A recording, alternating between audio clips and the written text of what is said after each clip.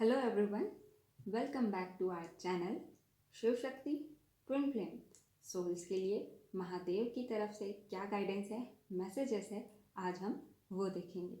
आप masculine energy में हैं या फेमिनाइन एनर्जी में हैं, ये मैसेज और गाइडेंस आप सभी Shiv Shakti twin flame souls के लिए है। ये रहे हमारे कार्ड्स। यहाँ पे 3 तरह की एनर्जी दिख रही है। पहली, पास्ट में आपके साथ जो हुआ और पास्ट को लेके प्रेजेंट में आपका जो मेंटल स्टेट है। सेकंड एनर्जी है पास्ट को लेके इस वक्त आपने जो माइंडसेट बना लिया है, जिस इमोशनल लूप में आपने खुद को फंसा लिया है, उसे कैसे ब्रेक करना है, कैसे क्लैरिटी में आना है। थर्ड एनर्जी है कि स्पिरिचुअल जर्नी में, सोल जर्नी में आपको किस स्टेट पे, वाइब्रेशन पे पहुंचना है। पहले एनर्जी से स्टार्ट करते हैं। पास्ट में आपके साथ जो हुआ और प्रेजेंट में उसको लेके आप किस मेंटल स्टेट में हैं। यहाँ पे हमारा बॉटम ऑफ द डेक है 3 ऑफ स्वॉर्ड्स, यानी हार्ट ब्रेक, पेनफुल एनर्जी। हमारे बॉटम ऑफ द डेक को यहाँ पे क्लैरिफाई कर रहा है 10 ऑफ स्वॉर्ड्स। पास्ट में या अभी हाल ही में आपको अपने लाइफ के किसी भी रिलेशन में, चाहे वो फ्रेंडशिप हो, रिलेशनशिप हो या अपने ट्विन फ्लेम कनेक्शन में, चीटिंग, बिट्रेयल या बैक स्टेप मिला है। काफ़ी फाइट, आर्ग्यूमेंट हुआ है जो पेनफुल था। बेसिकली जो 10 ऑफ स्वॉर्ड्स है, ये आपके dark night of the soul के फेस को बता रहा है, जो कि सभी के लिए पेनफुल होता है, जहाँ हमें लगता है अब इससे बुरा और क्या ही होगा। प्रेजेंट की एनर्जी को यहाँ पे बता रहा है 5 ऑफ स्वॉर्ड्स। पास्ट में जो भी हुआ है उसने आपको पेन तो दिया है, लेकिन आपके ईगो को भी हर्ट किया है। कार्ड में आप देख सकते हैं यहाँ पे सामने एक पर्सन है जिसके हाथों में स्वॉर्ड्स है, वहीं एक और पर्सन पीछे खड़ा है और रो रहा है। ये जो सामने का पर्सन है, ये आपके ईगो सेल्फ को बता रहा है। आप अभी भी अपने ईगो सेल्फ को प्रोटेक्ट करने में लगे हुए हो कि पास्ट में जो भी हुआ है मुझे कोई फ़र्क नहीं पड़ता। इनसाइड आपको काफ़ी पेन हो रहा है, आप रो रहे हो। अंदर ही अंदर आप जो है प्रूफ करना चाहते हो कि मैं सही हूँ, मेरे साथ गलत हुआ है। आप उस पास्ट की सिचुएशंस को, पर्सन को अपने माइंड में बार बार रीप्ले करते हो, जिसकी वजह से आपने खुद को इमोशनल लूप में फंसा लिया है। 2 ऑफ पेंटिकल कार्ड में यहाँ जो पर्सन है उसके पीछे एक समंदर है, जिसकी लहरें काफ़ी ऊपर भी जा रही हैं और काफ़ी नीचे भी। बिल्कुल इसी तरीके से आप भी कभी इमोशनली बहुत हाई फील करते हैं तो कभी बहुत लो। एक सेकेंड के लिए आपको पास्ट की सारी अच्छी बातें और मेमोरीज याद आती हैं, तो दूसरे ही सेकेंड जो निगेटिविटी हुई है वो याद आती है। एंगर, फ्रस्ट्रेशन और ब्लेम की एनर्जी में आप चले जाते हो। कभी आपको सामने वाले के ऊपर गुस्सा आता है, ब्लेम करते हो कि मेरे साथ ऐसा क्यों किया, मैं कभी माफ़ नहीं करूँगी, नहीं करूँगा। तो कभी आपको खुद पे गुस्सा आता है, खुद को ब्लेम करते हो कि आखिर मैंने क्यों इतना भरोसा किया। अब बात करते हैं हमारे सेकंड एनर्जी की, कि जिस इमोशनल लूप में आपने खुद को फंसा लिया है उसे कैसे ब्रेक करना है और कैसे क्लैरिटी में आना है। इसमें हमारी हेल्प करेंगे wheel of Fortune card. 4 clarity हैं जो आपको समझना है कि पास्ट में जो भी चीज़ें हुई हैं वो क्यों हुई हैं। पहली क्लैरिटी, जो आपके नेगेटिव कर्मा थे उन्हें क्लियर करने के लिए। दूसरी, आपकी अवेकनिंग के लिए, आपके स्पिरिचुअल ग्रोथ के लिए, जो कि पेनफुल होता है, हमें पता है। थर्ड है लेसन्स के लिए। जब भी हमारे लाइफ में कुछ ऐसे ही इंसिडेंट होते हैं तो हमें उनसे कुछ लेसन्स सीखने होते हैं। इनके बारे में हम थोड़ा आगे जाके अच्छे से समझेंगे। फोर्थ पॉइंट है, पास्ट में जो इंसिडेंट हुआ है वो आपको हर्ट करने के लिए नहीं, बल्कि आपके इल्यूजन को ब्रेक करने के लिए हुआ है। अब बात आती है कौन सा इल्यूजन। जिस भी पर्सन के साथ आपका जो इंसिडेंट हुआ है, आप उनके ऊपर डिपेंड हो रहे थे, लेकिन इस जर्नी में आप किसी के भी ऊपर डिपेंड नहीं हो सकते, अपने ट्विन फ्लेम के ऊपर भी नहीं। यहाँ पे एक स्नेक दिया हुआ है। स्नेक को हम ट्रांसफॉर्मेशन का सिंबल बोलते हैं। जैसे स्नेक अपने पुराने स्किन को छोड़ के आगे बढ़ता है, वैसे ही आपका भी इस स्पिरिचुअल जर्नी में ट्रांसफॉर्मेशन शुरू हो चुका है। अब आप अपने ओल्ड आइडेंटिटी को पीछे छोड़ते जाएंगे और आगे बढ़ते जाएंगे अपने न्यू सेल्फ की तरफ। कार्ड में आप देख सकते हैं, यहाँ पे एक बुल है, लॉयन है, ईगल है और एंजल है, लेकिन सभी के हाथों में यहाँ पे बुक्स है। बुक्स यानी विजडम। पास्ट में जो भी हुआ है उसे आपको विजडम के साथ देखना और समझना है। वो कैसे? एक्सेप्टेंस से। जब भी पास्ट की चीज़ें आपके माइंड में आए या सरफेस करें, आपको उन्हें बाहर कर देना है और अपने जो क्लैरिटी के 4 पॉइंट्स हैं उसे एक्सेप्ट कर लेना है।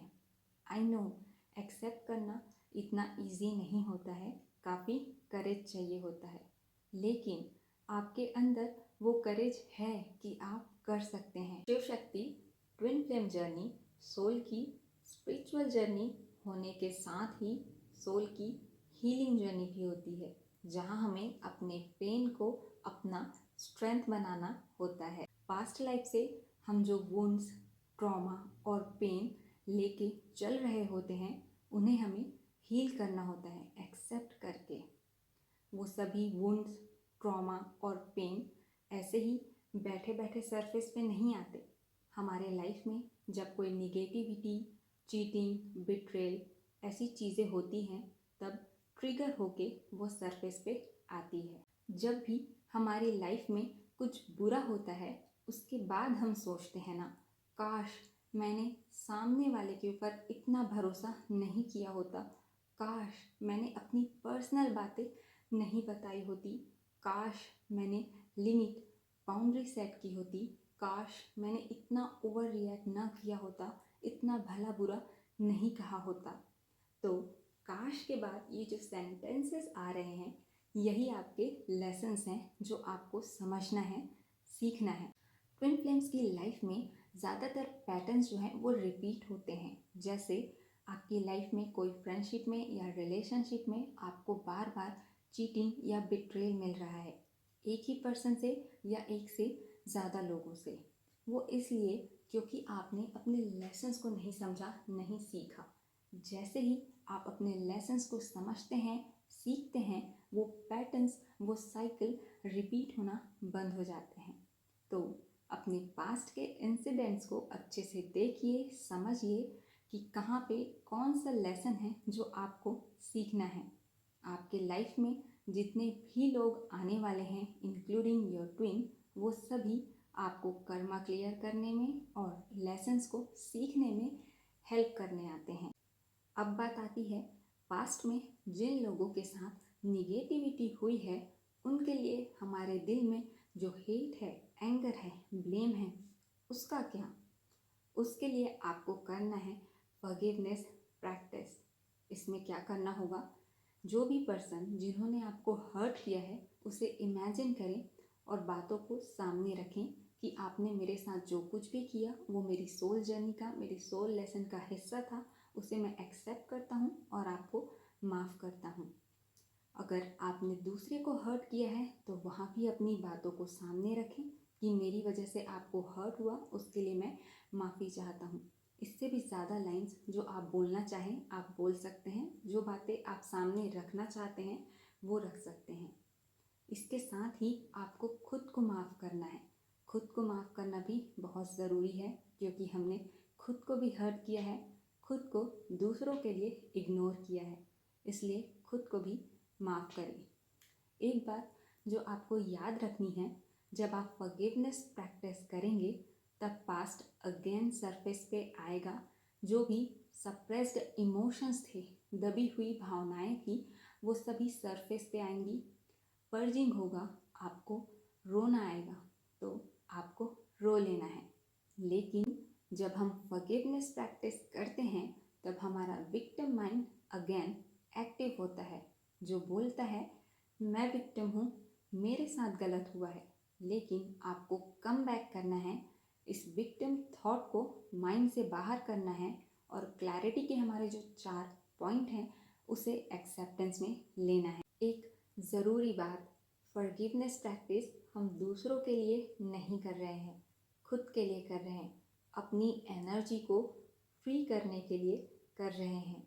इससे हमारे जो सप्रेस्ड इमोशंस हैं, दबी हुई भावनाएं हैं, वो रिलीज़ होंगी। जो भी एनर्जी ब्लॉक हैं वो अनब्लॉक होंगी और हमारी स्पिरिचुअल जर्नी स्पीड अप होगी। एक बात जो आपको ध्यान देना है कि जब हम फॉरगिवनेस प्रैक्टिस करते हैं तब पास्ट की जो चीज़ें हैं वो सरफेस पे आती है हील होने के लिए, रिलीज़ होने के लिए, पर वो एक बार में ही रिलीज़ नहीं होती है। वो बार बार सरफेस पे आती है और हर बार थोड़ा थोड़ा करके वो रिलीज़ होता है।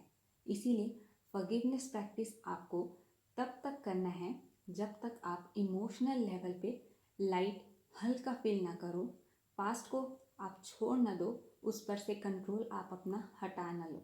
साथ ही जिन लोगों से आप माफ़ी मांग रहे हैं उन्हें याद करने पर, सोचने पर आपके माइंड में कोई एंगर या हेट ना आए, सिर्फ न्यूट्रलिटी रहे। यानी आप आगे बढ़ रहे हैं, आपका फॉरगिवनेस प्रैक्टिस सही जा रहा है। जितने भी सोल्स हमारे लाइफ में आए हैं वो सब हमें कर्मा को क्लियर करने में और हमारे सोल लेसन्स को लर्न करने में हेल्प करने के लिए आए हैं। तो फॉरगिवनेस प्रैक्टिस के साथ आप उन सभी सोल्स को थैंक यू भी बोलिए कि उन्होंने आपकी सोल जर्नी को, आपको आगे बढ़ने में इतना हेल्प किया। अब आता है हमारा last third point, third energy, कि इस सोल जर्नी में, स्पिरिचुअल जर्नी में आपको कौन से स्टेट पे, वाइब्रेशन पे जाना है। और वो है 9 ऑफ कप्स की और 10 ऑफ कप्स की। पहले देखते हैं 9 ऑफ कप्स को।